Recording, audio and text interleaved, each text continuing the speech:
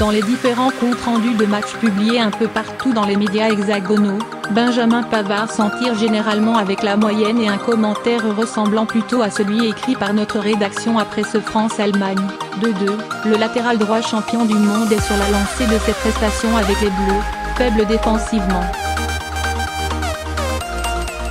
Il a pris complètement l'eau en première période, pas franchement aidé non plus par Mbappé, pour changer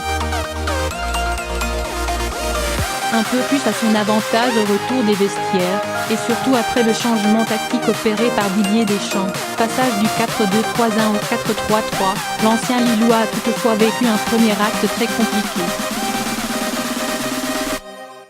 Dépassé par les courses supersoniques de Leroy Sané et les montées incessantes de Nico Schulz, le défenseur de Stuttgart et son côté droit ont été un lieu de passage privilégié par les Allemands pour leurs offensives. Encore une fois acculé défensivement, Pavard affiche un bilan encore plus triste du point de vue offensif puisqu'il n'a centré qu'une seule fois.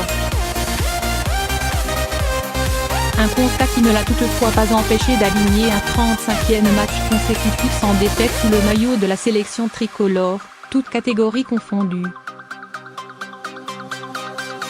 Quant à son image auprès du public, là encore, Benjamin Pavard à la cote.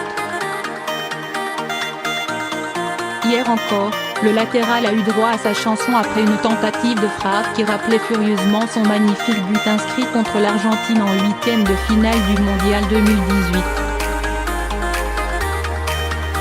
Cependant, faut-il s'inquiéter de voir une différence de plus en plus grande entre les prestations de Pavard et celles de son pendant à gauche, Lucas Hernandez? Costaud défensivement, le Colchonero a su se réveiller en deuxième période pour apporter le danger. Passeur décisif pour Antoine Griezmann, Hernandez démontre qu'il sait être performant aussi bien dans l'axe que sur le côté gauche. Une polyvalence qui vient contredire l'argument Pavard est défenseur central et ne joue latéral qu'en sélection. Visiblement pas encore à l'aise avec ce changement de poste demandé par Deschamps, Pavard n'est également pas dans les conditions optimales puisqu'il se bat actuellement avec Stuttgart pour sortir des bas-fonds de la Bundesliga.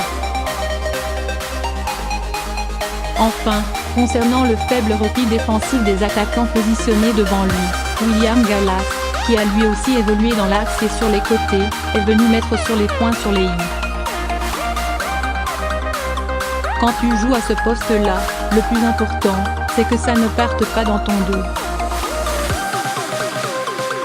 Il faut que tu anticipes la profondeur. Si tu anticipes, les ballons ne passent jamais. Ce n'est pas parce que ton ailier ne défend pas que ça doit toujours passer dans ton dos. Même si tu es un contre deux, tu dois prendre le joueur qui part dans la profondeur. C'est le plus important, a-t-il déclaré sur RMC. S'il a profité de la pénurie de latéraux et de la grosse méforme de Djibril Sidibé pour s'imposer dans le 11 de Didier Deschamps, Benjamin Pavard pourra-t-il encore tenir ce statut sur la durée? Face à l'absence criante de concurrents sérieux, pas sûr qu'il y ait du changement en vue.